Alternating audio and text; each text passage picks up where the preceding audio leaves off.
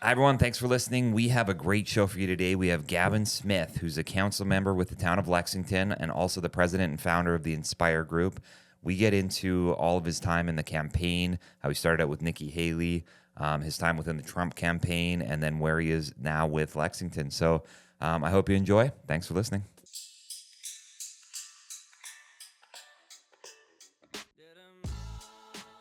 Hi, everyone. Welcome to Here for the Health of It podcast. I'm Dr. Randy here with Dr. Tom, as always, and we are Columbia's hottest podcast. We actually had Angela Young say that we have very attractive guests on our show, and today is no exception. We have Gavin Smith, who is a councilman in Lexington, and we haven't had a ton of political or like counselors on our show before, so this is a treat. We're going to learn a lot. Well, thanks for having me. And I know a lot about it, but I know Tom knows nothing about what a councilman does. Not one thing. Well, it's very... Thanks for being on here. Yeah, absolutely. I represent the average South Carolinian, I think. Who doesn't? Or below average. I always thought it was a counselor or a council person, but you're just going by councilman. Hey, we go by council member, councilman, counselor. Councilwoman? We can call all kinds of things. No, not councilwoman. Not you, but would a woman be a councilwoman? Yeah, okay. Sure. Because they used to do that with airplanes, like stewardess and steward, or like hostess, host. Yeah, host and hostess. Waiter, waitress. So councilman and councilwoman is kind of a nice distinction, I guess. Yeah. I think, most of the time we're just council member. But you certainly have the people that want to be called councilwoman or councilman. I don't really care. I'll answer to anything. Yeah. Right. Can you pull his mic up? I think as you're turning to us, your mic's not getting into us. So you're also the president founder of the Inspyre group. INSPYRE. That's right. All right. So you wear multiple hats. It sounds I do. like. I do. I also I didn't share with you. I'm also a professor at University of South Carolina. I did see that. That's cool. And you graduated from there, and then came full circle back to be a professor. Yeah, in 2016, I graduated from the university, the Darla Moore School of Business. Yeah. And now it's so much fun because it's come full circle, and now I'm actually teaching students in the same chairs that I sat as a student 9 years ago. Yeah. So maybe we should start with the things that you don't do, because the list will be shorter. What do you want to talk about first? Yeah, well, to answer your question, something that I don't do is numbers. Oh. My husband, he's actually in school to be an accountant. Okay. I hate numbers. Really? Anything to do with my business, I can read the balance sheet, I can read the cash flow statement, but when we start getting down into line items or journal entries, I'm like, Matthew, what does this mean? Because I don't get it. Right. I feel like in any relationship, you have to have someone who likes numbers and someone who doesn't, because if you have two people that like numbers too much, it just gets weird. Yeah. But if you have two people that don't like numbers, I don't know, things go off the rail a little bit. Yeah, you may want to hire a good accountant. Financially, yes. Okay, so tell us about the councilman thing first, because I'm always interested in that. How did you get into that? Was it always a dream of yours? Did you get pushed into it, or did you want to be in it? Yeah. Well, I'll give you my typical campaign speech. So, okay, good. So this is rehearsed then. Yeah, it just kind of became the thing when I ran for office back in 2023. I knocked on about 4,000 doors. It was a special election. And the way I always started is people would ask me, why'd you run for office? And the simple answer is because I like to help people. I wanted to be a doctor my whole life. I wanted to be a pediatric oncologist. And then I made it to the University of South Carolina, and I took chemistry, and then we got into the OChem side of things, and I decided real quickly this is not going to be for me.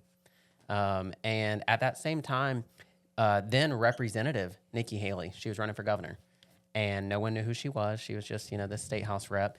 And Sarah Palin came in on my 18th birthday and really put her on the map. And one of my buddies was interning for her. Sarah Palin, you said. Sarah Palin. Lots of people don't know who that is, I don't think. Yeah. But she's a... What was she? She was former governor of Alaska. And then she was John McCain's running mate in 2008. That's right. Yep. And that sort of put her on the map. And she came in. She was sort of like that leader of the Tea Party when the Tea Party was a big thing back in 2008. And I guess it kind of it's still a thing today, but it was really big back in 2008. And on my 18th birthday, she came in and endorsed Nikki Haley for governor of South Carolina and really just catapulted her to the front runner. And one of my buddies, he was interning for her and said, why don't you come intern with me for Nikki Haley's campaign. My first question was, Nikki who? And that sort of became the mantra of her campaign, is Nikki who? Where did she come from? But Nikki went on to win the governor's primary race in June of 2010. And I stayed with Nikki on all the way through her election as governor in 2010. She took office in 11. And she became what Time Magazine dubbed her as the face of the New South. And I got an internship in the governor's office. And that's when the 2012 presidential campaign started to ramp up. And I'll never forget, Michelle Bachmann came in and met with her. And everyone wanted to meet with Nikki. Mitt Romney came in, Newt Gingrich came in, Michelle Bachmann came in. I got to meet all these cool people, and I think I was 18 years old. And I really hit it off with Michelle Bachmann's staff, and they hired me on the spot to help run field coordination in South Carolina for her presidential campaign. I had no clue what that meant, but it was more money than I had ever seen in my life and a really cool opportunity. But Michelle's campaign sort of hit a bunch of road bumps along the way, and that carried me over to Iowa. And I got to work on the 99 county tour for the Iowa caucus. So I've been to all 99 counties of Iowa, which was really cool. And then once Michelle dropped out of the race, I went on to work for Newt Gingrich and helped lead his presidential primary in South Carolina. And a cool fact about him, which is really sort of my turning point, I feel like, in my career, is Newt Gingrich was the first person in many, many years, I think dating back to like 1940 or something like that, that won the South Carolina primary and did not go on to be the Republican nominee. Today's episode is brought to you by our sponsor, Columbia Family Chiropractic, with 3 easy-to-get-to locations, one in Forest Acres, which is by Trader Joe's, one in O'Neill Court by the DMV, and one in the Northeast by Sand Hills. You'll be sure to have somewhere near you. They offer a ton of services, from corrective care, on-site digital x-rays, spinal decompression for bulging or herniated discs, dry needling for injuries, pediatric care, and a Class 4 laser. They accept all your major insurances. And if you mention this ad, you'll get a discount on your first appointment. Check out their website at cfc4health.com or Google Columbia Family Chiropractic. That's cfc4health.com. So nearly every time that someone wins your South Carolina primary, you become the nominee of the Republican Party. Newt Gingrich. Well, I've always heard that about Iowa, Yes. but I didn't know that South Carolina was a thing too. Yeah, it's South Carolina, we pick presidents. And you know what's funny is my family is from Canada. They bring that up all the time. They'll say we're watching U.S. news, and South Carolina comes up constantly, even though I wouldn't have thought that just looking at a map. Like, I would think Texas or California or New York or somewhere, Florida, you'd always be talking about. South Carolina and Iowa get talked about a ton. Yes. So we're the first primary in the South, so we call ourselves the first in the South. So it goes Iowa, then New Hampshire has their primary, and then South Carolina. No one cares about New Hampshire, though. Hey, they've become a very important state. Really?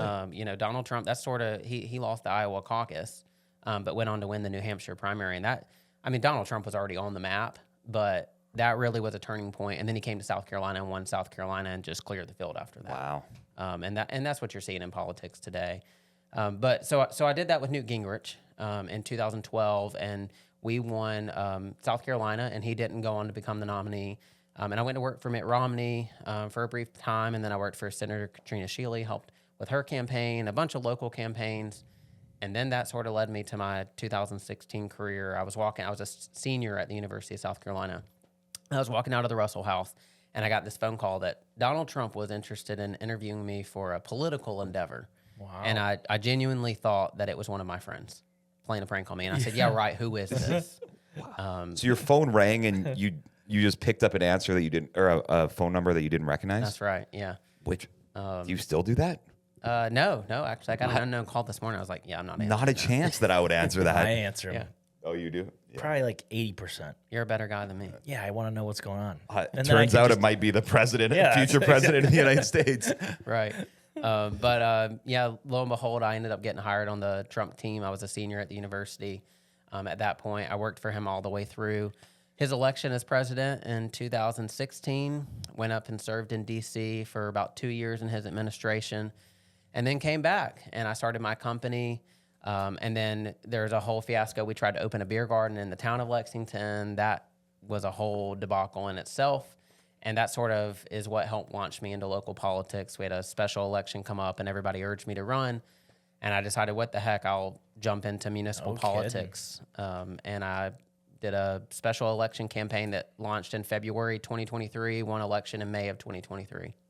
So the short story is they wouldn't let you open a beer garden, so you ran for councilor. Well, what's funny is I often get asked that question. Did you run for council because you couldn't open your beer garden? And the answer really is no. But I grew up in that community in the town, or I really grew up right outside of town limits, but we went to the town to do everything. And I really have a deep connection with the people of the town of Lexington. So when we were doing that beer garden, it really reintroduced me. I had just moved back from D.C., so it really reintroduced me back into the community and made me realize how much I really love the people of Lexington. When people ask me, why do you love being on council? My number one answer is the people. Our people are just wonderful. So the short answer is no, I didn't run for council because I was mad that I couldn't open my beer garden. Really, the reason we couldn't open our beer garden had nothing to do with municipal government at all. It was all pertaining to state law and a host of other issues. But it certainly is what helped build me a following in the town. It was a very public battle that we fought with the beer garden, and it helped me get there. Did the people want it? Like the town wanted it? Yeah, absolutely. The people, we when we launched, or when we announced that we were doing the beer garden, there was a protest filed on the liquor liability, or the liquor license. And we launched a petition campaign. Yeah. And within about, I'd say 2 weeks, we had over 5,000 signatures from citizens in a town that has a 25,000 population. Wow. 5,000 signatures of people that said, hey, drop your petition of this liquor license so that this beer garden can open. And citizens really bought into it and got engaged. And I just tell you, it made me realize how much I really loved the people of Lexington. It wasn't about the business. It was how much that they supported us and showed who the community is as a whole. I have like 1,000 questions, so just be ready for the complete random, I'm going to fire it. Let's go. When you start going down the pathway of like the Republican Party, what did that journey look like just with your friends, your family, dealing with people that weren't Republican? I'm always curious on like, you're out there. Like people know you're public. They know what you're about. They know who you're hanging out with essentially, or who you're representing. What do you do with the opposite side? And like, how are those relationships? Yeah, politics has certainly become an interesting environment since I got involved in it. And I feel like it's become more divisive over the last maybe 10 years or so. Right. But for me, I'm a bridge builder. I don't see you as my enemy if we disagree on something. Instead, I try to find common ground on what we do agree on. I believe it was Ronald Reagan that had a saying, if we agree on 80% of the issues, you're 80% my friend, and you're not 20% my enemy. I don't look at it that way. I try to find things that we can agree on. And at the end of the day, for me, the United States was founded on the very ideal that you can have an idea and I can have an idea, and we have to meet in the middle. Yeah. It wasn't your way or my way or the highway. It was you bring your idea, I'll bring my idea, and let's figure out how to get to the middle so that we can move the idea forward. Right. I refuse to see people who think differently than me as an enemy. That's great. Yeah, because I guess I was thinking too, like knocking on 4,000 doors, you probably came across some just like wild stuff, right? Like, did you get how many people were open to like, hey, let's have a conversation that were opposite of you? Or how many people just even like open the door and talk to you, period, I guess? Yeah. So I went into knocking on doors, which I had knocked on doors for other candidates, but I had never been the candidate myself. Right. And it's a very different world. So I went into it sort of knowing what to expect, but not knowing what to expect to being the person, right, that was actually running. But surprisingly, I can think of only a handful of times that I had I wouldn't even call it a confrontation, just, hey, get off my doorstep. I don't want to talk to you. Yeah. Most people were very friendly, or they would just say, thanks for the information, and they'd close the door. Yeah. What was cool for me, and I think what really sort of defied odds in a lot of people's minds, is my husband walked every single door with me. No kidding. I'd say 98% of doors. Wow. Yes. Which I'm very lucky. Not many spouses would do that. But my husband, he got out there and knocked nearly every single door with me. And people would say, oh, Lexington would never elect someone that's gay. Yeah, that's just not true. I didn't make it my issue. To me, I am so much more than who I'm married to. Yeah. I don't make it about, oh, I'm married to Matthew versus Mary. I just, Right. that's just not who I am. I got out there and campaigned on issues that I believe in, issues that I think that the people, or I don't even have to think, issues that I know the people care about. And that was a particular set of issues: traffic, parking, government regulation. And I just made those my issues. I didn't talk about who I was married to or try to make that my issue. Yeah, nice. And like, I guess, how does one even train to do, like, what, before even for yourself, when you were sent out for talking about others, what does that look like? Like, what is the preparation?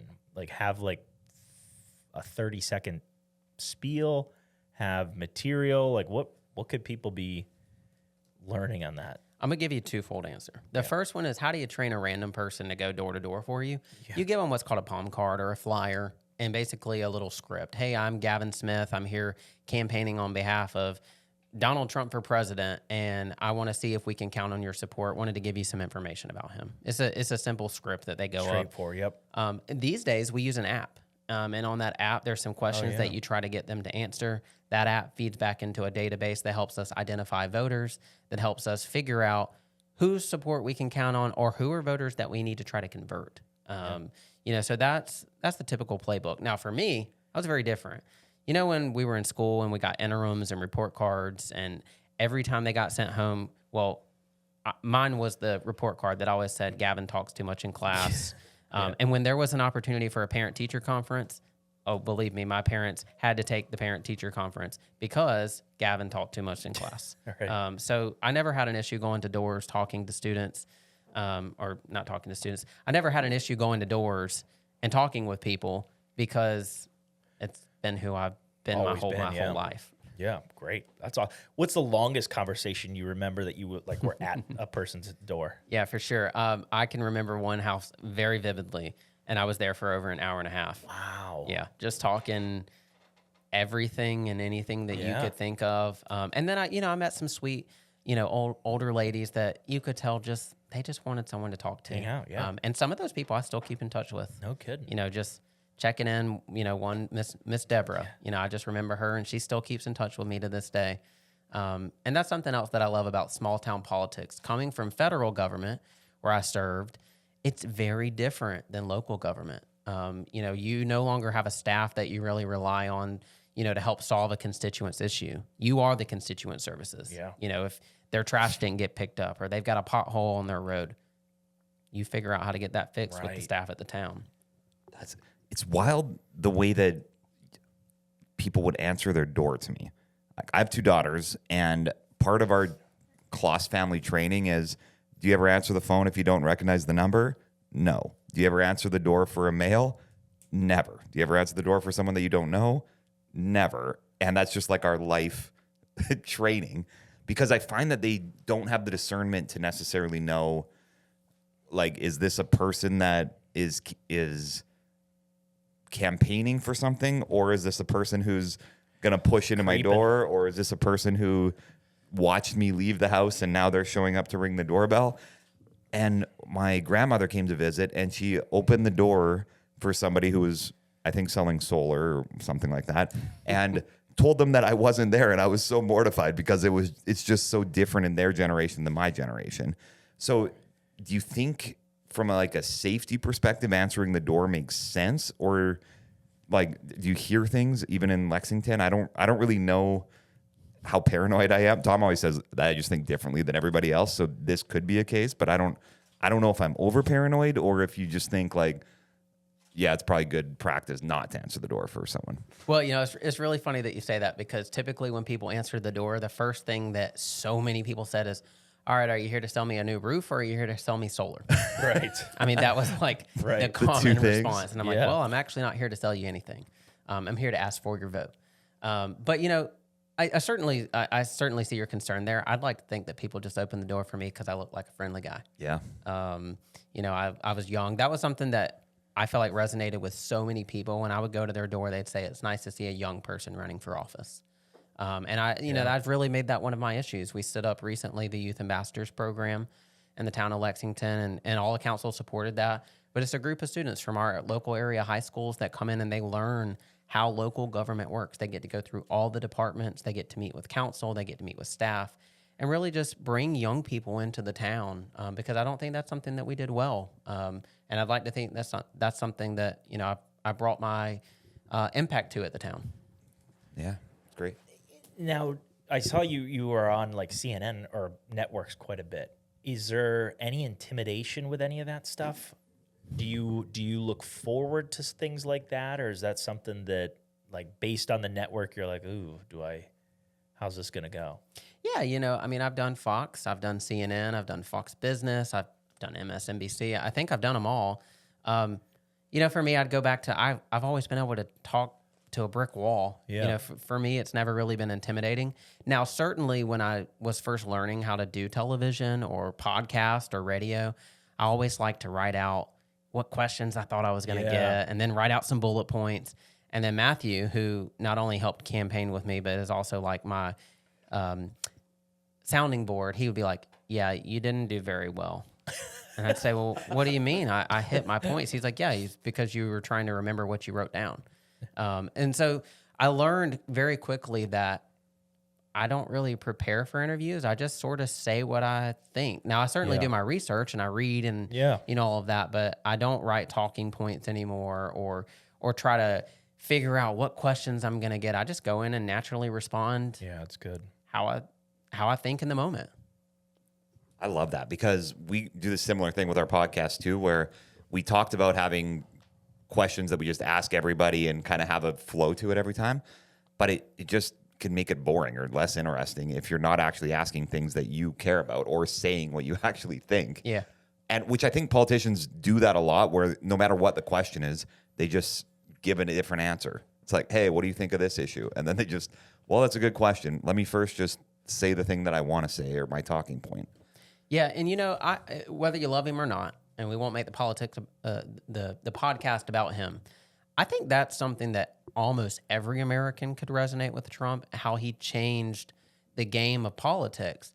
He didn't come out with a written speech. I can remember so many times that I'd be in a car or on the plane or wherever at an event with him, and he always had one sheet of paper in his pocket, in his jacket pocket. And it was magic marker of points that he wanted to hit. Yeah. But there was no written master, we call it in the comms world, master Q&A document with the question and all the answers that you need to hit. Or it took a long time for Donald Trump to start using a teleprompter. And you can tell when Donald Trump is not using the teleprompter. And it's so funny, when I worked for him, it was funny to watch the teleprompter, the individual that was running the teleprompter, because he'd be going, and they have to scroll. Yeah. Well, then he'd go off teleprompter, and the guy running the teleprompter would be like, "Oh my gosh, what do I do, and when do I restart again?" But I just kind of have made that how I approach, how I speak with people. I don't want to sound like a robot. I'm just going to tell you genuinely how I feel, and maybe sometimes that gets me into trouble. And I've had to learn to think about a little bit about what I want to say before I go and say it. And I think, my members of council and the mayor would certainly say, as I've grown into being a council member, I've learned how to approach things with a little more softness, I guess. But I don't know. It's just who I am. I just kind of tell you what I think and hope it doesn't get me into trouble. Yeah, that's great. What does a day in the life look like for you, like nowadays? Well, it depends on which day of the week. Do you do a lot of different stuff? Like, it just varies, yeah. Yeah, so the first and third Monday of every month, we have council meetings. So those days look very different for me. So I spend, obviously, a lot of the early day doing work, for my business, but then also a lot of time prepping for that meeting. I take really a lot of time going through. On the Friday before, we get our council packets that tells us everything that's on the agenda. It goes over the ordinances that we're going to pass, or annexations that we might be approving, or particular topics that we're going to be debating. And I really spend a lot of time diving into those, doing research, preparing questions that I want to ask of our staff or expert witnesses that may be coming in.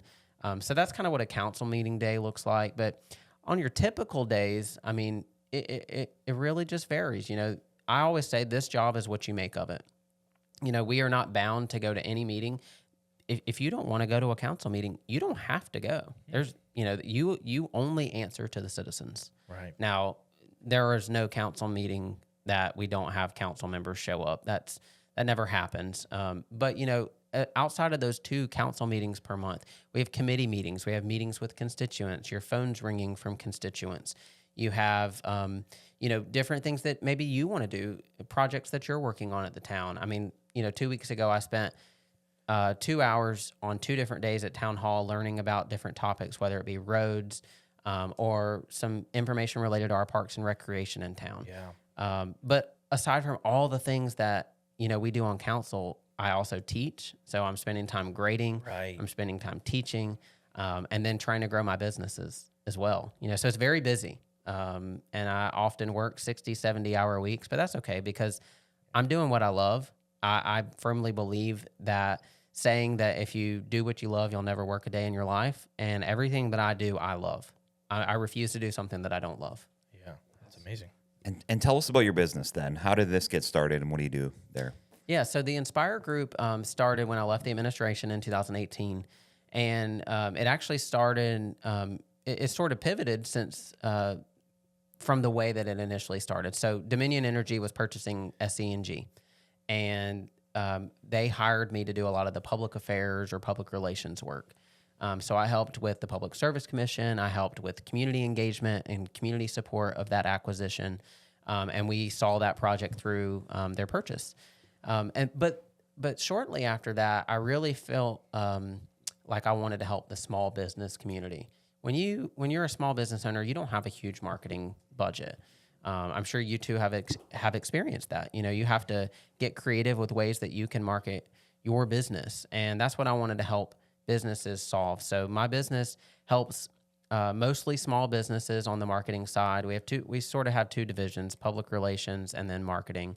All of our marketing clients are small businesses located in the Greater Midlands area, and we help them with everything from graphic design, website design, SEO. We do advertising. I mean, we can do anything that a marketing firm can do. Social media, all that. Yeah, social media. We do all of it. We do a lot of ad buys, whether that be Google ads, Meta ads, billboards. We do television buying, really anything. And then on the public relations side, typically those are going to be bigger businesses, and they need to solve some sort of public relations issue, whether that be crisis communications or public engagement around an issue.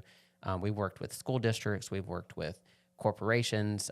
Most of the time, I tend to take those clients out of state if they're government entities. Yeah. Something about that just doesn't feel right to me, to take a government entity so close to home where I'm a elected official. Right. But I will work with government entities outside of the state. But that's sort of the 2 layers of my company. And then I'm also in the process of opening a new company with my brother. It's called Brand Bros. We're launching it actually in late March. And we are going to be solely focused on branding. My brother is a very talented graphic designer, and we've done a lot of branding projects through the Inspyre group. My brother works with me at Inspyre group. Yeah. But we've sort of segued out, and we are now opening Brand Bros. We'll do anything branding related, full branding packages, brand research, and also all the branding promotional products. So if you want a hat with your logo on it, you want a Yeti cooler or a cup, we're now set up as a distributor to do all of that. Sweet. Yeah. We just made some new merch. Did you see any of it when you came in? I didn't see it, but I'll have to check it out. Yeah, some of it's people think it's Photoshop, but it's really, we put our bodies on there. We were we happened to be like putting out a fire, and then there was a photographer that caught us shirtless and flexing. Interesting.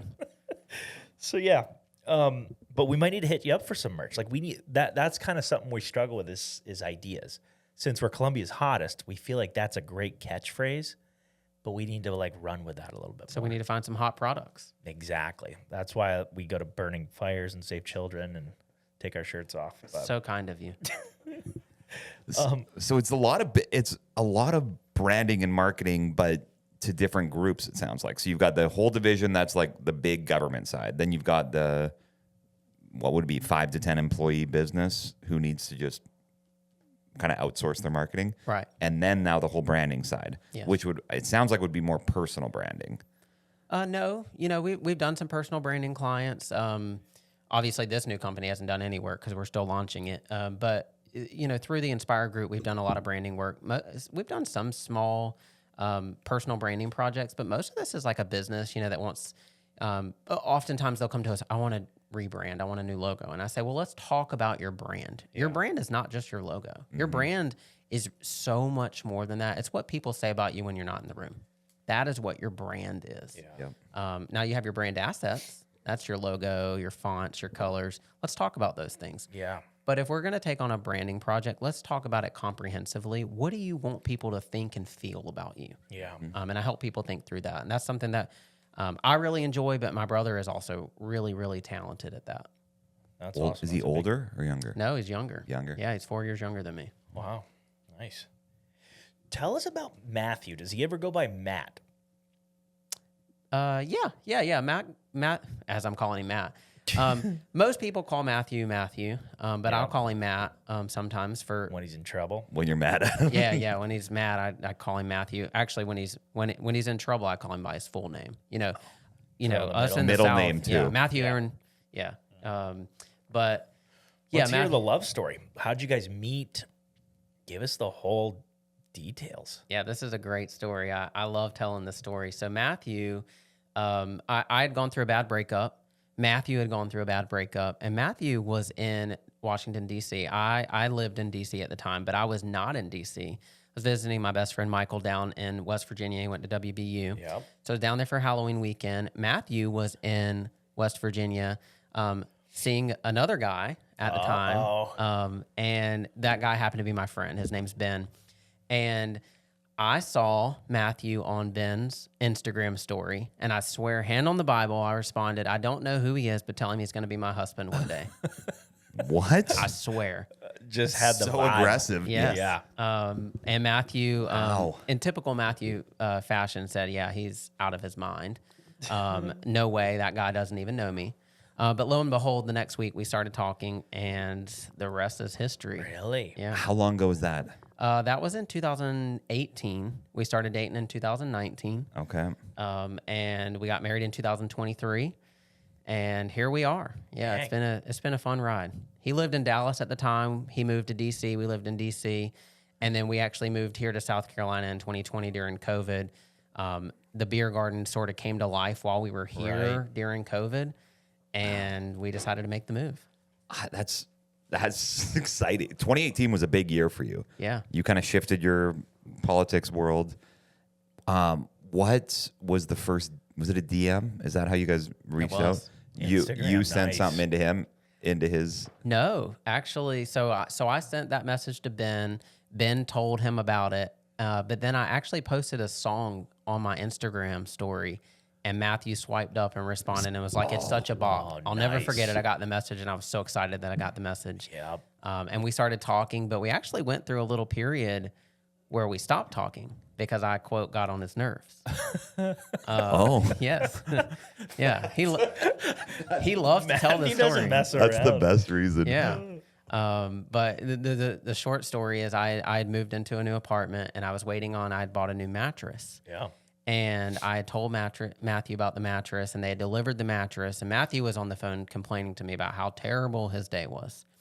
And according to Matthew, I dispute this, but according to Matthew, I ignored his comments about how terrible his day was and was complaining that they delivered the wrong mattress. And he said, "On call, you know what? I'm done with this guy. He gets on my nerves."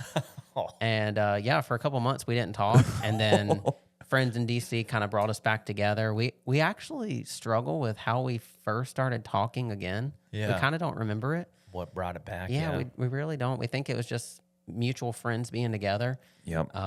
And then the true story behind how we started dating is even better than the first initial story. So Matthew took his mom to Bali for her, I think it was her 50th birthday. And we had been talking up to this, and he was gone for 2 weeks. And I realized for those 2 weeks, I don't know if you've ever been to Bali, but there's like no cell phone service over there. Right. So I couldn't talk to him. I was like, hey, I kind of miss this guy. I can't really talk to him. So when I grew up, every year for Christmas, my great-grandmother, Mama Dot, she gave us stationery. And you better use that stationery by the next Christmas. And you also better write her a note. But so I wrote Matthew a note and basically just told him how I felt. One night I just randomly decided to write this note, tell him how I feel. I knew a guy that was taking care of his plants at his house. and I He had messaged a guy he had a guy for that? Yeah, there was one of his Wow. neighbors that he was friends with. yeah. And I messaged, his name is Arnold. I messaged Arnold on Instagram and said, hey, I have written Matthew a note and I want to send it to you and I want you to leave it on his kitchen island. And I knew Matthew loves wine. And I sent him $100 and said, I want you to go buy a bottle of Camus wine and also leave that with the note. And in the note, I just explained how I felt. And there's a little part in the note where Matthew said, I really caught his attention. I put in parentheses, and if I know anything about you, you're smiling ear to ear right now. And he said when he read that part, he realized that he was. Yeah. And Matthew said that that's the moment he decided to give me a chance. And here we are. Yeah. I flew You're out. getting goosebumps right now, aren't you, Randy? That's a good story. Getting goosey. I just the balls You to don't say think about that. the balls to say you're gonna be my I'm gonna marry you is wild. Or you just say it to 400 people, right? I probably I, did. I don't know. I don't think I've ever been that sure about anything in my life that I would just walk in and say that. Yeah. I don't know. I saw him and I yeah. was like, Felt That's the right. one. yeah. Yeah. Yep. I'm wondering how many people say that and then it doesn't happen. Like, did you say that ever before? I'm not going to deny that I never said that Yeah. before. Yeah. But I will You have just to throw say, it out there, yeah. Yeah. Because Hundreds of times, yeah. some people, like, we have a friend who I feel like he said that to his wife. Like, he said that to 50 women before his wife actually said yes. Yes. And then it's like a great story for her, but he just said it to everybody. Yeah. Yeah, I probably did say it Don't to say someone that. else. Times. am I getting rid of listen to this? that. Because I always felt bad about it because I'm like, man, my wife, I didn't walk up to my wife and say that. I was like, Here's all the things all she right, needs here's to work what on. we're going to do. We're going to date for minimum 3 years, and then we're going to figure it out. And it turned out great, too. So I think there's two ways to do it. But have Yeah. you always been like that? You just make a snap kind of. Yeah, I'm just kind of the person when I want something, I just go after it. I'm not good at debating or trying to figure out the pros and the cons. If I see it, I'm like, that's it. Into it. Yeah. Love that. Which could be impulsive at times. But So is it and being Republican and gay, is that a tough thing to navigate? Do you get a lot of questions about that? I always call myself the elephant in the room. Republican Party is elephants, and I'm just kind of the elephant in the room. But no, there's just this thought pattern that you can't be gay and a Republican, and it's just like couldn't be further from the truth. So fun story. I dated a girl for 5 years, and I dated her while I was working on the Trump campaign. Wow. And I came out while I was on the Trump campaign to all of the Trump staffers. Yeah. Nancy Mace, who I'm sure you're all familiar with, was someone that I'm very close with, and she's the first person that I ever came out to. What? And I told kidding. I told her, basically about mine and Hannah's breakup. And I also told her about the guy I was seeing at the time. And I was so accepted. One of my greatest mentors, Ed McMullen, he's former U.S. ambassador to Switzerland, was one of the few people that I told at the time too. And I cannot tell you how supported I felt by those individuals. And I was very nervous, about making this decision to tell people. Yeah. But to say that I was supported by those individuals, I just couldn't even underscore it. And I'll go even further and say, I'm not best friends with Donald Trump, but I interacted with him a good bit in my role. And on several occasions, he met, there were 2 guys that I dated while I worked for him, and he met both of them, took pictures with them, treated me just like any other person. Right. I didn't get treated any differently because I was gay. It just never happened. Yeah. It's weird how those narratives start and it just they run with them. There's a lot of topics where I think that's still happening, and if so, is that can't be the majority of our country. If somebody is anti this, anti that, I'm sure they're out there, but the percentage has to be so small. But the media makes it feel so big. Yeah.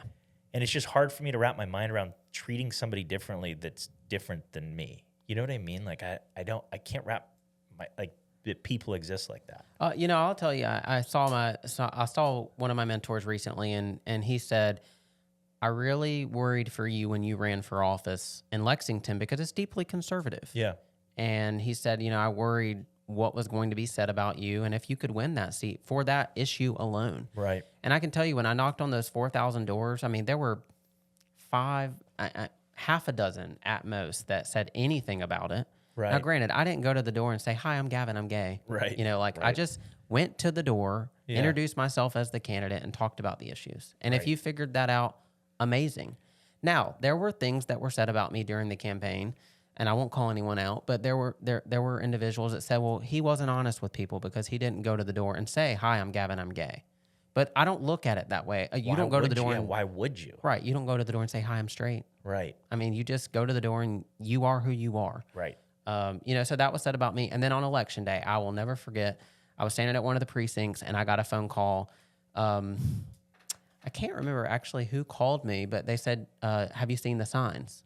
And I don't know what you're talking about. And I got a picture of the sign, and the picture said was of a guy holding a sign that said, "Gavin does not represent Lexington values. He has a husband," and he was standing outside of the voter precincts. And I remember, again, I have thick skin. It didn't Yeah. really hurt my feelings. yeah. But for my husband and also my mom and my Sure. dad, that did bother me because they have to deal with seeing me subjected to that. Right. For me, I'm like, yeah, whatever. I don't care. Yeah. But I took that picture and I texted it out to every single voter in the town that we had a text message number for. Yeah. And that was against the advice of some around me that didn't think I should do that because they didn't think it would play well in Lexington. Right. When I tell you that worked, people came out of the woodworks with that text message that said, "I didn't even know there was an election today. I wasn't planning to vote for Right. you, but I saw this and now I'm here to vote for you because That's this awesome. is ridiculous." Yeah. So it's just another reason I love Lexington because those people supported me in a moment where some people were trying to be really hateful. Yeah. And that's not who Lexington is. And I believe they stood up and showed that day. Yeah. That's all. Have you ever heard of Jaromir Jagr? He's a hockey player. I haven't. Oh, he had this. So he Great had this mullet. wild thing. Great mullet. Played Yeah. for years. Pittsburgh Penguins. And so he had this thing. And he's a single guy. He's probably in his mid 40s or 50s now. Anyways, there was a picture going around where a girlfriend that he had or something took photos with him and in the bedroom, but they were covered up and said, "If you don't pay me $5,000, I'm going to leak this to the press." And he was like, I'm a single guy. I'm like, it's fine. Send it out. So she sent it out. Anyways, it turns out she was dating a professional tennis player in the U.S. and she was in the Czech Republic at the time. And he broke up with her because of the photo. And then Jaromir Jagr got even more publicity from it. Wow. And I was like, that's what your story sounds like. It's like people want to blackmail you. People want to do bad stuff. It's just like, if you're a good person, it usually works out for you really well. The key is honesty. I mean, if Yeah. somebody asked you and you lied, that's a different story. But I don't understand why you would lead with anything. You know, that's weird, not yeah. like important to what you're there for. Well, what's so funny about it is not only did Matthew go to nearly every single door with me, and if anyone asked, "Oh, who is he?" I'd say, Yeah. "That's my husband." Yeah. Right. And so many people I can remember that they were just amazed that not only was he my husband, but like Right. that he would spend the time to go. I mean, we spent literally every day from February to 4,000 May doors. walking doors. That's That's a all we lot. did. We went to work, we walked doors. That's it. But people were amazed by that. Yeah. And I just really believe it's a testament to the fact that yes, you can be a Republican, you can be gay. It's about the issues for Republicans, Right. and I think I hit the nail on the head with the issues. I listened to what the people said they cared about, and I made those my issues. And not only that, I didn't run from Matthew being my husband. On the palm card that I gave out at the doors, big picture of me and Matthew. Yeah.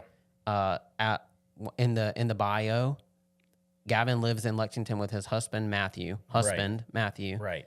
and their two dogs Braxton and Bentley. I mean, it's not running from it. Right. I think of it like a date. Like if you were to go on Tinder or whatever, if somebody's on Tinder, they're not putting their dirty, like anything that they don't want the people to see. They're just going to put their best photos forward, their trips to this, their highlight reels. And there's no reason to lead with anything that you don't need to or want people to know about. Right. And then if they ask, though, it's like, yeah, my kitchen sink's dirty. And yes, I don't always take the garbage out, whatever it is. But as long as you're not lying about stuff, I can't wrap my mind around people. You know, it's so funny these days in politics. People think, or we're held as elected officials, we're held to this standard like we're supposed to be perfect. Yeah. And I made that an issue too. And I said, look, if you think I'm going to go into office and be perfect and get everything right and never make a mistake, don't vote for me. Right. Because I am not going to go into office and be perfect. I'm going to make mistakes. I've got to learn. But what I promise you I will do is I'll be honest with you. Yeah. I will tell you when I make a mistake. I'll tell you when I get something wrong. I'll never forget one of my first council meetings. I accidentally raised my hand in favor of something that I didn't support. And I'm trying to remember what it was. But, and I was just honest with people. Hey, I actually don't support that. But I got confused with the motions that we were going through. It was like my second council meeting. Yeah. And I got it wrong. And instead of saying, yeah, I agree with it, I changed my position. No, I just said, hey, I got this wrong. Right. Yeah. You know, and Great. I don't think anyone's ever held that against me. Are you and Matt handholders? Like when you were walking doors, were you guys holding hands? I don't think Like so. big into physical touch? My wife wants me to be. That's why I'm asking. Yeah, you know, I'm not a like hand holder. And after you walk for a while, your hand gets sweaty. Yeah, I don't think so. And not because we were trying to hide from anything. Right. That's just really not I'm not into it either. That's what I who think. we are. Yeah, we're not like super touchy-feely people. Yeah. I'll never forget we were holding hands one time in Washington, D.C. Yeah. And we were walking down the National Mall, and this lady came and jumped in front of us, and she's like, y'all need girlfriends. And we just were, what? Not only are we in D.C., but like, who does that? Right. That Are wild. Do girls hit on you a lot? Yeah, you know, every girl wants a gay best friend. Yeah. So I think that's the angle they come from it. Okay. But some women just can't tell. Like they just wouldn't know. Or do you find that they usually do? Yeah, I'd say they usually do. Really? Girls are pretty good at that. Yeah. They can tell when they've made a new gay best friend. Really? So I have a lot of girlfriends. Yeah. That's great. Girl friends, not girlfriends. Right. Yeah. And you're dressed so well. I have thank to you. tell you. That's probably the biggest thing that I'm really jealous of right now is I can't put colors together. Did it just come naturally, or do you have coaches? Go see my friend Jeremy at Craig Reagan Clothers in Lexington. He did this entire outfit. You did. Jeremy. Yeah. All Jeremy's right. great. Gotta give Jeremy a shout out. Yeah, they own Craig Reagan Clothers in Lexington. They did the Is that entire on outfit. Main Street? It Right is. on the corner there? It is. Yeah. Yes. Circa's right below him. That's right. Yeah. Yeah, my office is actually behind Circa. Really? Yes. No kidding. Yeah, I go to see Haley over there. Oh yeah. Yeah. I know Haley. Is that who do you I'll go see? pop in. I actually don't go to Circa. I go to a lady I've seen for a long time. Her name's Rachel, so she's on the other That's side all of right. Lexington. Yep. But I like the girls at Circa. Yeah, you got to stay loyal. If you love your haircuts, you just stay loyal. Yeah. I don't have a lot of hair to cut yet. Yeah. Or a lot of hair to cut left, but Yeah. hey, you know, it is what it is. You got to do the best with what you have. That's what That's I've been right. saying too. Or wear a hat. Love a hat. Love a hat. All right. So, what, as an average citizen, I don't know this stuff. And I always think, like, is it worth it? Oddity tried to tell me I should show up to meetings and get more involved if I care about stuff. And I guess, what have you seen work? Like, petitions, actually people showing up and, like, communicating, or, like, taking you to dinner and having a more serious question or relationship to, like, say, here's what's important. Like, what's working? Yeah, well, you know, I would say the biggest thing, I was having a conversation about this morning, is relationships. You know, if you can build a relationship with Right. someone that disagrees with you on an issue, you can usually have a more civil conversation, find common ground, than when you're in a public setting and tensions are high and Right. you're arguing over an issue. You know, I've had several instances on council where we have strongly disagreed. And that's been on public display. But we go to coffee or we go to breakfast and we talk that out. Yeah. And usually we come away friends, Yeah. but also being able to find some kind of compromise. So I'd say that's the number one thing. But, you know, the other thing I'd say is certainly from a citizen's perspective, also just getting involved. And, you know, Nikki Haley had a saying that I love is know the power of your voice. You know that your voice matters as a citizen. I think if you asked any member of our council, they'd say, your voice matters. We want to hear from you. We like looking out at a council meeting and seeing citizens sitting out there. Oftentimes, we're just sitting in a room by ourselves with just staff. Gotcha. But having those citizens there to tell us what they actually think about an issue is important, and it's nice to hear from them. Gotcha. Okay. So showing up to meetings, you like that. Yeah. What about like Facebook, Instagram? Should people be like, there's a lot of people that just outwardly throw their whole life out there and what they believe. Does that work? Does that sway council people or any of that? That's a loaded question. When I came to the council, that was something I felt like set me aside from others is obviously it's what I do. I'm a communicator. So I very much rely on social media. When I want to hear citizen input on an issue recently, right now we're considering window signage. You think you go to Chick-fil-A and they've got that nice picture of the Chick-fil-A sandwich or whatever in their window. We're seeing a lot of those pop up in businesses. And we don't have to talk about the policy behind it, but we're considering how or if we regulate those. And something that I wanted to do is make sure that I heard from the average citizen. So I posted pictures. Now I pulled pictures from other places because I didn't want to call out one business in the town. But I just posted that on my Facebook page, and I got dozens of comments. And the comments actually went in a direction that I did not expect them to go. And that was very informative for me because it showed me that maybe the citizens didn't think in the same way that I thought they would. Gotcha. So social media, I think, is very important. Yeah.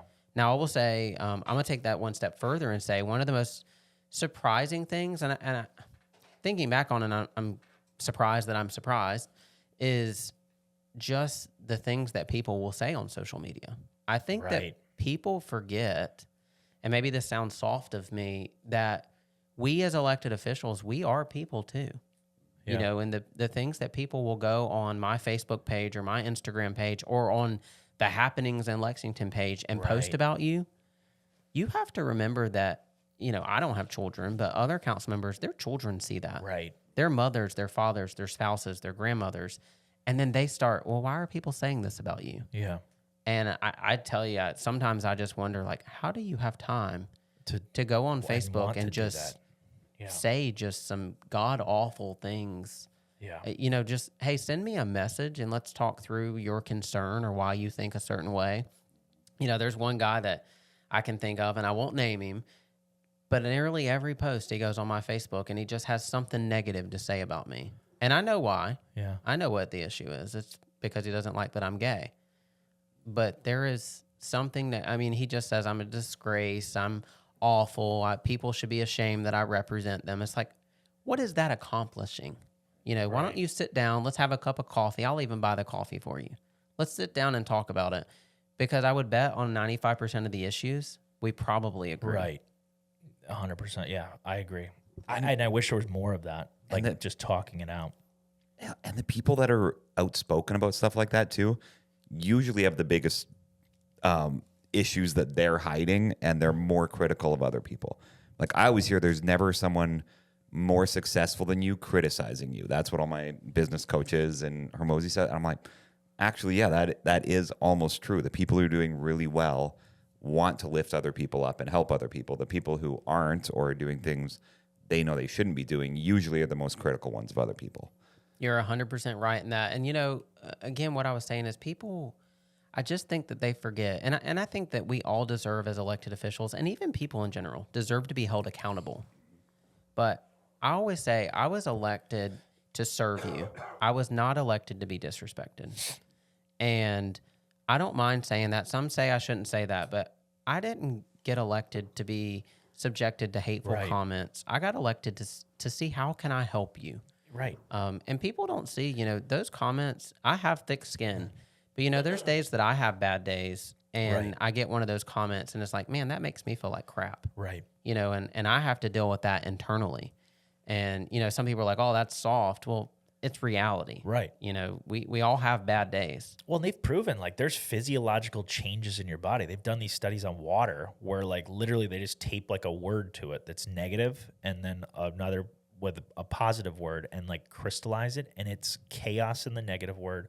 So there's biochemical things by just that being out there for you, which is wild to think about, that it's like can affect your health by what people are saying. Yeah, and I will say the biggest thing for me since I've become an elected official is exercise. You know, when I Love that. Let's talk Iron Man. Yeah. Well, when I ran for office, I took a page out of Nikki Haley's playbook and I stood at the front of neighborhoods in the morning and I handed out donuts. And I quickly became known across the town as the donut dude. I was there at your neighborhood 6:45 in the morning till about 8:30. I was handing out donuts. When you were pulling out, you were getting a donut from me. I was trying to stop you. People were eating donuts from They a love stranger. People Yes. love a good donut. That's Yes. terrifying. Hot That's donuts. also, Dexter. you're not allowed to take food from a stranger ever. But it's funny. I say all this because I look back at the pictures and I'm like, damn, I really took donut dude literally. Oh, You got a Cause little thick. I got a little thick, Puffy? and I'm like, Matthew, why did you not tell me? He's like, well, you weren't fat. I said, okay, maybe I wasn't fat, but I surely wasn't skinny, or in shape, or toned, or whatever you want to Snuck call a it. donut in every so often. Yeah. Literally, I'd come home with like an extra dozen of donuts. And apparently, I ate all the extra dozens of donuts. Nice. But I'll never forget that first 6 months or so of me being on council. It was a lot of learning. We had some big projects going on in the town, and I really spent all of my time working or doing council. That was really it. I really feel like I didn't even spend enough time with Matthew. But I'll never forget on New Year's, right before New Year's of 2024, I said, I want to challenge myself with something personal, something for me. And I knew I wanted it to be fitness related because I wanted to get back in shape. I was a soccer player in high school. You know, I'd always been skinny or in shape, and I really just didn't feel healthy. That didn't help with my, it didn't help that my doctor had told me my cholesterol was a little high also. Right. And I decided, one of my mentors, Wesley Donahue, Wesley said, why don't you do an Ironman? And everyone laughed at me. Yeah. Even Matthew was like, do you got time for that? Right. And the answer was, I'll have to make time for it. If I don't make time for my health, for my mental health also, there's not going to be a Gavin to do all these things. Right. And I tell you, I started it January 1st of 2024, trained all year for the Ironman triathlon in September. Unfortunately, Hurricane Helene came through and canceled the Ironman. Wow. But I've lost 40 pounds. And you never ended up doing one. I didn't. Really? I'm re-registered for this September. We'll see how that goes. I'm up for re-election this year as well, so it will be coinciding at the same time. So I'm very curious to see if I'll be able to keep up with the training schedule. Yeah. It's a full-time job. Yeah. On top of full-time jobs, being a council member, and also running for re-election. It's going to be a lot. and launching businesses at the same time. Yeah. Matthew says I have a lot of irons in the fire. No more irons in the fire is what he says. The fire, close the little flaps on it or whatever. That's what Tom just said that to me last week. He goes, "We're not doing anything new. Nothing Yeah. new." Everything, because every day it's like we're implementing something new. I'm like, we got to stop. Yeah. This is getting wild. All right, good. So, are there any other like current hot topics that people should know about that you guys are working on, or maybe the public needs to know? Well, if you want to talk policy, I Yeah. mean, you know, we always get criticized in Lexington that the traffic is horrible, which is so funny. I was late coming over here because of standstill traffic, but it was outside of the town limits. Gotcha. You know, the town has done so much as it relates to traffic. We own just over 25 miles of the more than 100 miles of roads in the town. We own 25 of those, and most of those are in neighborhoods. They're your neighborhood roads. Yeah. You know, so what we can do to impact traffic is very limited. Yeah. It costs about $1 million a mile to pave a new road. Wow. To give you, Why? it's just what COVID has done to the market. Holy cow. You know, so, but the town has done so much. We have something called the Lexington Traffic Improvement Plan, or some call it the Lexington Transportation Improvement Plan, but is the LTIP for short. And that LTIP identifies a number of intersections, 20 plus intersections throughout the town, where we could make substantial improvements to traffic flow, traffic congestion in the town by implementing these changes. You know, they're not fully engineered plans, but they're engineered enough to help us figure out that making these changes would help us move traffic throughout town. And just those intersections alone is probably around $70 million of money that we need today. So to give you a point of reference, our budget every year is nearly $70 million. And that's to run our utility side of the house and also our general fund side of the house. So it's a huge hill to climb. So we really need input, or we really need assistance from our state and federal partners to help bring monies to the table so that we can get some of these done. The town, when I say that LTIP plan, we're one of the few municipalities or even counties that has a plan like that can actually go out and really impact true change. I think there's a statistic out there that says like 65 to 70% of the traffic in Lexington County actually comes through the town of Lexington. Huh. That's a ton of traffic, hundreds of thousands of cars that come through the town every day. We need to make a true improvement to our traffic infrastructure, but we need assistance from other partners. So that's something I and the rest of council, the mayor, and the rest of council has really been focused on, is how do we get additional funds to fund some of these projects. And we're doing an update to that LTIP plan that'll come out in December. We're calling it LTIP 2.0. That will take further. We've completed about half of the projects that were on that original LTIP. So now we're looking even outside of the boundaries of the town, is like, where are some intersections that we could make improvements to help traffic continue to flow smoother. So on top of the LTIP, we're also doing the Corley Mill split. If you're familiar with Corley Mill Road, where it comes into 378, it's a huge problem. And we're doing about a $30 million project there alone, redesigning that infrastructure to help move traffic on and off I-20, Corley Mill Road, 378, so that it flows better. Yeah. Nice. Just massive. Traffic's always a thing. And they're always working on it. Always working on it. It is. $1 million a mile just seems crazy to me. Yeah.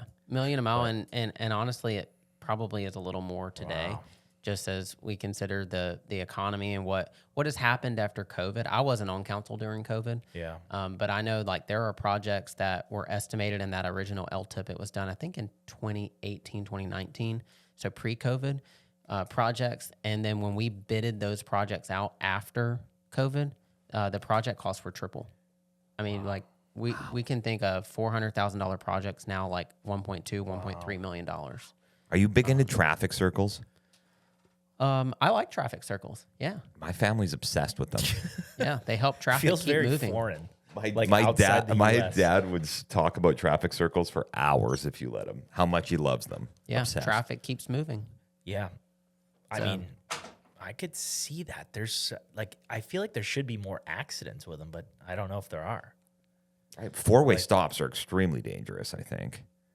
But a traffic circle, you just kind of got to navigate. Yeah, I don't want to speak for him, but I think our traffic engineer, Randy, would be very happy to hear you saying, let's have some more traffic circles. Really? Yeah. I know there's one planned for outside of my neighborhood.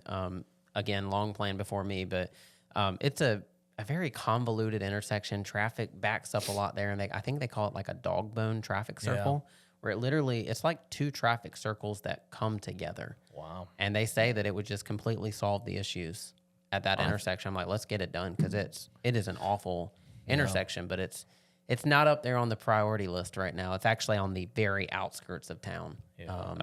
But hopefully one day it'll get done.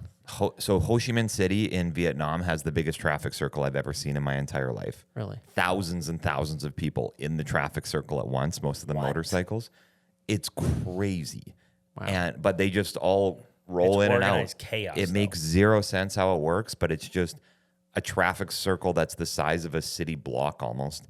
And they're just moving around. I would sit up in my hotel and you could look down at it and see people moving everywhere, but they just kept, as long as you keep moving, everything's fine.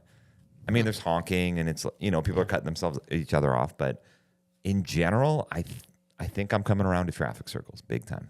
Yeah. I'd like to see some more. I'm starting to feel passionate about it now. We'll put you on the traffic committee. I got to talk to Randy. I'll send Randy some encouragement. Safety he's into too. Anything that I love safety too. He's a big safety guy. So why aren't you wearing a safety vest? Exactly. Well, I don't, because I'm he not. Took it off for the podcast. No, I'm perfectly safe right now. There's things that I think are high risk that just don't need to be done. Like riding a motorcycle or a bicycle without a helmet makes zero sense to me. I agree. Driving a vehicle without a Seatbelt. seatbelt makes zero sense to me. Not having a fire extinguisher makes zero sense to me. Just like basic things that I think, maybe I'm a softie, but Yeah. I just He think doesn't I like it. But like crossing the street, he gets nervous. Like that. Oh my God, the walk sign's not on, and there's no traffic. Guy needs a helmet. I do like scurry a little bit if it's not a walk sign. It's funny when I still do a lot of biking and a lot of running, and I'll run down Lake Murray Boulevard. Yeah. And that would probably make you very nervous because you have to cross at several intersections. But particularly, I've really stopped riding my bike outside, and I ride it inside because of traffic. I'll never forget, I was riding down, it happened last fall. I was riding down Lake Murray Boulevard, headed towards Irmo, riding in the bike lane, which, let's be real, the bike lane is way too small. Tiny. Yeah. And a UPS truck came by me. And I'm telling you, the UPS truck was inches away from me. And people don't realize when you're riding a bike, you're balancing that bike. feel it, And yeah. that force coming off that car, I mean, it took me like that. If I had fallen left, Done. I wouldn't be sitting here. So I'm a big advocate for, as we're making improvements to roads, we can add larger bike lanes, we can do multi-purpose paths, and that's something that we are doing on 378 is as we're redoing that road, there is going to be a multi-purpose path. I think it's 8 foot wide that you could run or bike down, That's which nice. will be amazing for someone like me that needs to go out and bike 50 miles. How do I get a sidewalk in my neighborhood? Oh, gosh. Is that hard? Sidewalks are a very contentious topic. Because you're like cutting into somebody's land, right? Well, there's not enough money. If you ask, do you live in Lexington County? No, I'm out here in Northeast. Okay, so I don't know a lot about Richland County, but when we talk about Lexington County, they consider there's not enough money to take care of the roads that we're responsible for maintaining. So their position is they don't want to take care of sidewalks. Now, the town, we require sidewalks, but we then become responsible for maintaining them. Gotcha. Or in certain instances, HOAs become responsible for maintaining them. Right. And you've got issues with sidewalks like trees growing into them and causing them to pop up or break up, and then you've got to take care of that. Liability issues. But they just seem like they're not that popular anymore. Like I grew up in a small town, so like we just had sidewalks, and we were always walking. And now nobody's really, or at least in where I live, it's like I'd love to. Everybody's walking on the street. Just that's what made me think of like danger and all this stuff. I'm like, yeah, we're just walking and running in the street, and I wish we could get a sidewalk. What's so funny though is it's much easier on your joints, at least in my opinion, On the ground to run on the road rather than the sidewalk. So like in my neighborhood, I don't run on the sidewalk. Really? I run on the asphalt, even though I have the option of the sidewalk. Now I always run towards traffic so you can see what's coming towards you. Yeah. But I don't run on the sidewalks. That and because people park their car and they're hanging over the sidewalk, and then you have to run through the grass. I'll run on the road. Yep. But I agree. I wish we had more sidewalks. Yeah, I'd love a sidewalk. Maybe we need a sidewalk committee. Kind of pick and choose where we should put them. Could I start a committee? That's another thing. Like, who starts a committee? An official committee, at least at the Needs to be. town, would come through the council. Yeah. So that's one of the things that I did when I got on council was I made small business an issue for me. I believe that we should do everything that we possibly can to support small businesses. That's your neighbor that owns the hair salon or the clothing store. That's your neighbor, supporting them rather than going to, I don't know who still goes there, but Belk or wherever to buy, a big department store. So I stood up, or I shouldn't say I worked with council to stand up the Small Business Advisory Committee, and they have studied small business issues in the town, and we're in the process. They recently evaluated the sign ordinance that I talked about, and they're giving feedback on that. And also they recently conducted a town-wide survey of our small businesses to understand issues that are important to them and how we can make the environment in the town more small business friendly. So very proud of that. But it is, it's not entirely easy to stand up a new committee. But if all of council buys in, then, you You need 4 votes. Is that what it is? You need a majority. So my father was a city manager in Canada for a long time, so he dealt with council constantly. Yeah. And I remember every Monday night or every second Monday night, he'd get home at 11 p.m. because they'd have a council meeting, and there would always be a new council coming in, and it was always, sometimes there would be a wild card, or sometimes you'd have really normal council who could just talk and deal with it. But it seems like you probably have a really eclectic group coming in and out all the time. I haven't really experienced a transition other than once. Yep. We had an election in 2023, so 6 months after I got on council, there was an election. Okay. So we did have a pretty big transition then. So we have a new mayor that came in, and we also had 2 new council members come in. So including me being earlier elected that year, you had a new mayor and 3 new council members. So pretty big transition. But as far as being an established member of the council, I haven't been there to see a big transition. But I can imagine that that's difficult, certainly for the staff. I mean, seeing what I've seen just over the last 2 years, and them having to deal with 7 very strong personalities, can be difficult. It'd be a lot. Yeah. Yeah. That. And so I'm still fascinated about your time in the Trump campaign, and your story is wild. I think it's great. Done a it's lot for how young super you are. impressive. Yeah. Thank you. So when you moved from the Trump campaign, was there anything that happened there that you're like, all right, I got to tell you guys this story because it's super interesting?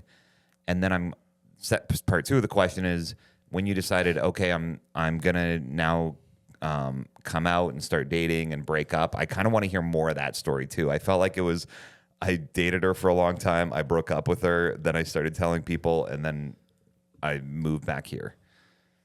Whew, there's a lot to unpack there. As far as anything that happened in the administration, I will never forget that the guy I was dating at the time, I was working at U.S. Department of Health and Human Services, deputy comms director there, and my boss called me into her office. She knew that the guy that I was dating, he lived here in South Carolina. Okay. He was coming to visit me, and I'll never forget, I walked into her office, and she had her Bible open. And she wanted to talk through why I should not be dating a guy. Wow. Really? And yeah, it was She hit you straight Bible. wild. I pretty much just got up and respectfully excused myself from the room and said, I don't have to listen to this.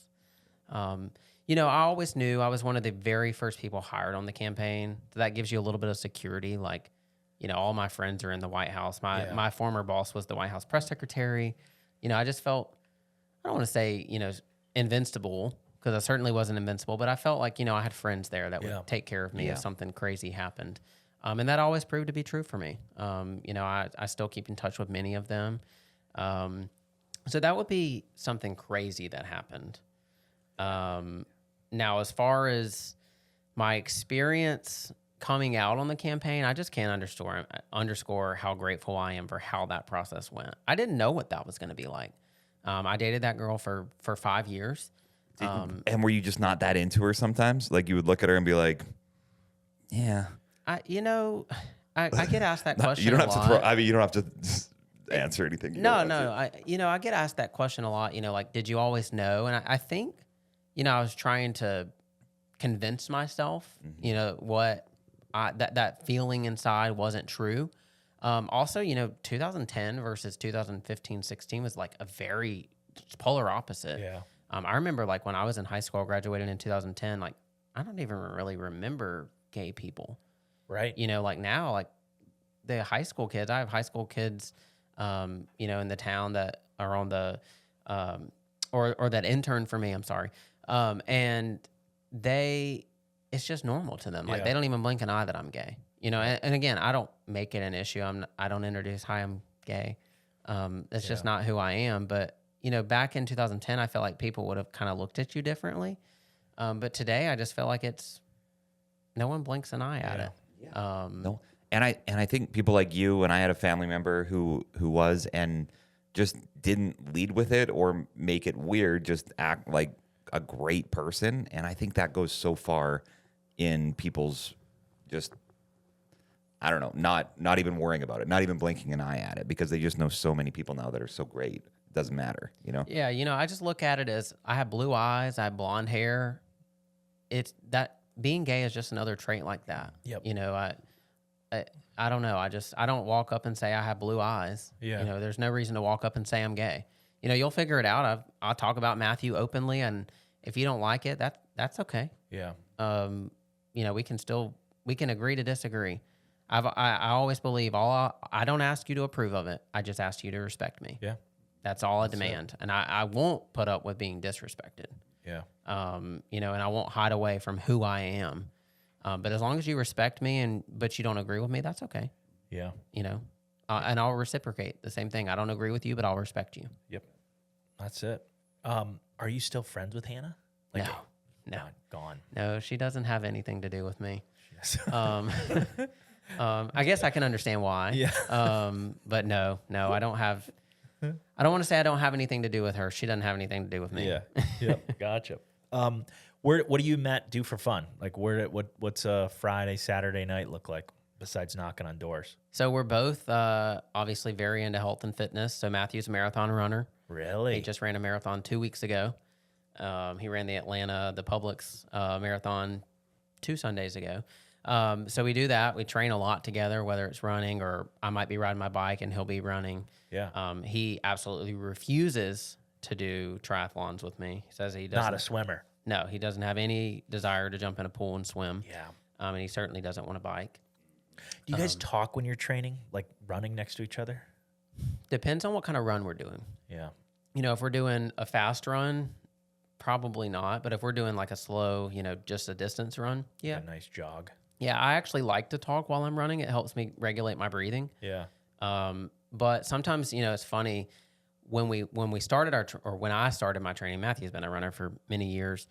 I wouldn't run with Matthew because he could run a lot farther and a lot faster than me. Yeah. But now it's kind of become a joke that he doesn't always like to run with me because I've been training so much that I'm a little faster than him. Wow. So I'd be like, you just go ahead. Yeah. Just go ahead. Love that. But if we're doing a distance run, yeah, we definitely talk. But I'll tell you, I like to pop my headphones in, and I'm a big Taylor Swift fan. No kidding. My wife loves Taylor. I'll pop on YouTube, and I've got a playlist where I found the Eras Tour concert, and I know where I should be at in my miles based on the song. Oh, wow. And I'll just listen to it. Yeah. Do you guys ever have a thing where it's like shirts off time? Like a move. Tarps off? Not really. If it's hot, yeah. But not really, no. Yeah, but you don't know. Like, he doesn't have a certain time when you're like, oh, this is the 5th Taylor Swift song. His shirt's coming off in No. 3, 2, 1. No. Now what Taylor we do counts it down. No, now what we do have is we know, like, there are certain Taylor songs where we're just literally singing out loud while we're running. Shake it off. Anything on the Reputation tour, though, anything on Reputation, and it's funny because I posted recently on my Facebook.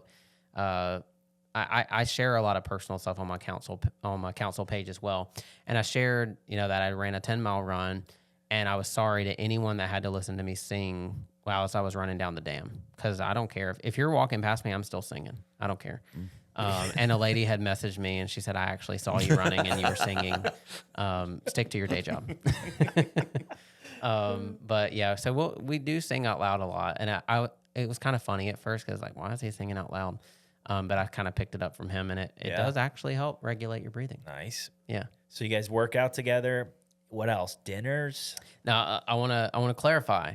I like to go to the gym, and I like to lift weights. So for the last, I'd say 5 months or so, I've done less cardio because I'm trying to put on muscle. Yep. Matthew refuses to go into a gym. No way. He only runs.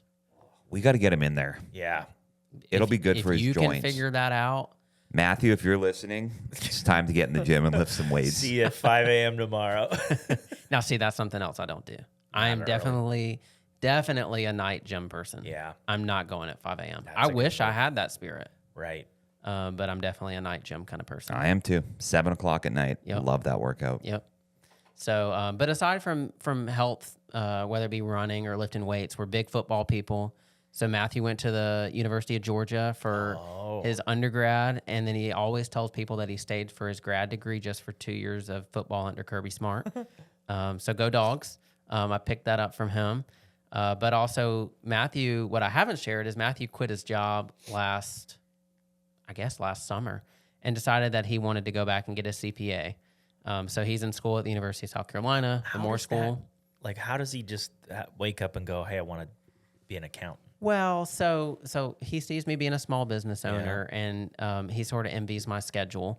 He was working when we first met. He was essentially an auditor for the federal government. Yeah. And then he joined a bank when we moved here to South Carolina.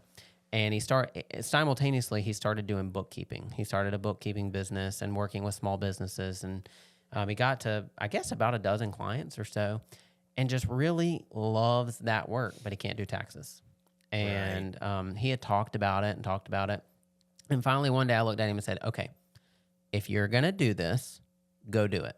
Yeah. We're at the time in our life where, we don't have kids yet. We don't have anything really like tying us down. Right. We can do this now, so go do it. And he did. He just quit his job and went back to school. So he's a student at Carolina now. I pick on him. He goes to school where I teach. So I tell him, if you see me on campus, you call me professor. That's hilarious. That is good. I was going to ask that. But funny thing, right now, his classes are on opposite days, so I don't see him on campus. Yeah. But so he's in school at Carolina, so he does a lot of studying. But he's picked up Carolina football, so he's a Georgia fan, but he's also a Carolina fan, so we do a lot of Carolina football games. And then anything outside we like. I mean, we just got back from skiing and snowboarding up in New York this past weekend. Nice. Wakeboarding, water skiing, anything on the boat, anything on the lake. Yeah, that's our kind of thing. That's cool. Yeah. What do you teach at USC, I guess? We didn't even ask that. Yeah, so I teach Marketing 465, which means nothing to you. It's a marketing strategy and planning. It's a capstone course, which is really cool. I took the class as a student. Jeff Rowling was my professor. I'll never forget that class really just sort of solidified, hey, I actually love this.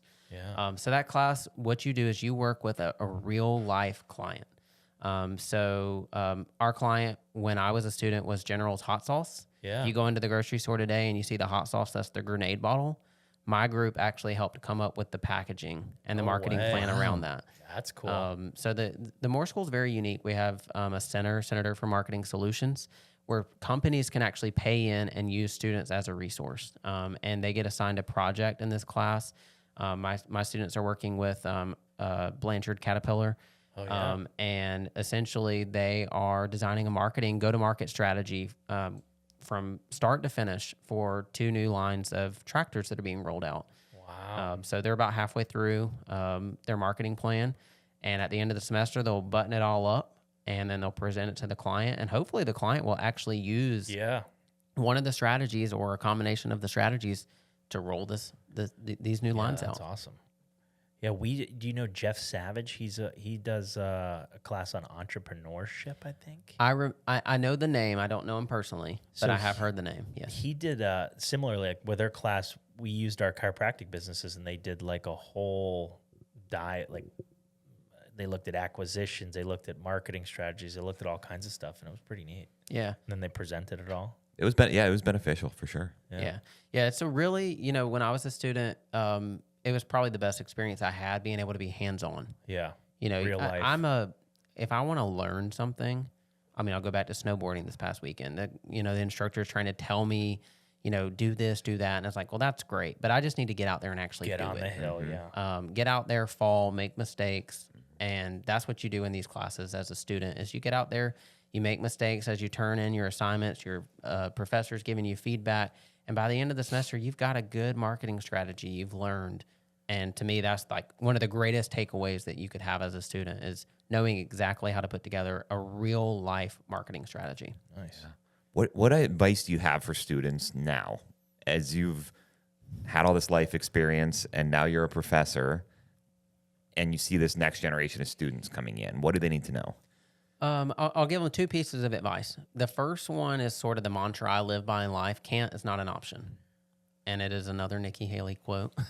But she, she made it sort of a mantra when she became governor, is that can't is not an option for South Carolina. And I just sort of picked that up in my life. And I feel like I'm only 32 years old, and I've been so fortunate to do so much. And I attributed a lot of it to no limits. That was a Carolina motto. I started to sort of tie those together. There's no limits. Can't's not an option. If you want to do something, go out and make it happen. Thinking about it isn't going to get you anywhere. Thinking you can't do it is not going to get you anywhere. Just go out and find a way to make it happen. So that's what I tell my students. And then, the second thing is know how to build relationships and talk with one another. That degree that you're getting from the university, it's amazing. It's amazing. But what gets you further is knowing how to build relationships with people and knowing who does what, who knows who, and being able to call on someone when you need something or you need mentorship. Don't be afraid to ask for a mentor. I have several mentors that sort of focus on different aspects of my life, business, politics, and being able to just call them and ask a question, and even mentors that look at things different ways. I mean, in politics, that's especially important. I have the guy that married us is Bakari Sellers. Bakari is a staunch Democrat here from South Carolina, CNN contributor. Sorry, Bakari, if you're watching this, but about as liberal as they come. Love him to death. We don't agree on about anything politically, but I still call him because I love him. When I worked for Nikki Haley, he was her desk mate in the House. He was one of the only representatives that would take time to talk to little 18-year-old intern Gavin. Wow. And we stayed in touch, and he ended up marrying me and my husband. Funny story, we were on our honeymoon, and we got a phone call from the clerk of court, and it said, do you have contact with your with your notary from your wedding? And we're like, well, yeah, of course. Well, their notary's expired. And we're like, oh no. Yeah. So we called Bakari from our honeymoon. We're like, hey, can you check your notary? He's like, I don't know. My paralegals handle that. And lo and behold, his notary was expired.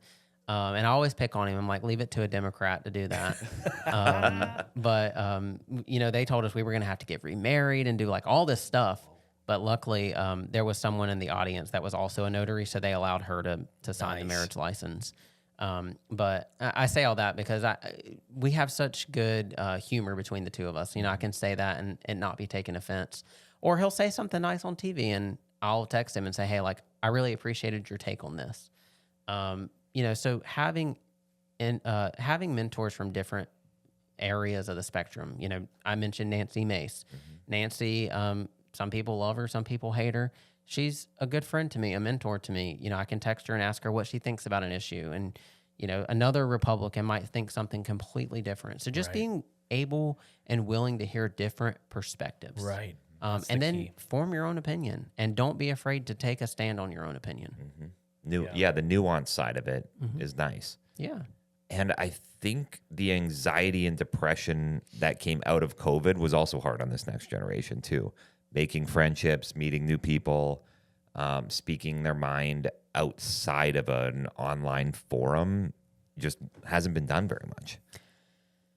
Students, and I won't say my particular students, but students in general, what I've realized, or even young people, interns that work for me, they have a hard time talking to one another. They want to do this or they want to do this. Right. But you certainly have to know how to do that, but you have to know how to talk to people, how to build that relationship.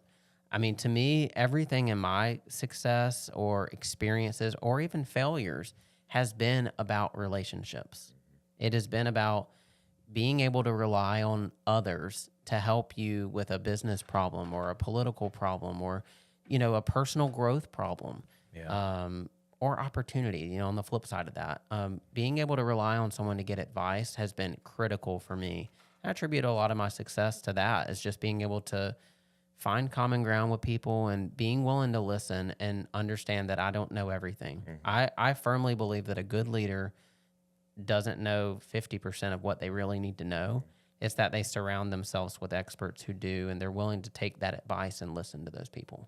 Yeah, it's good. My last question was about, I guess outside of your family, husband, what has been the most important relationship or person that you've looked up to or helped you, or that still kind of guides you?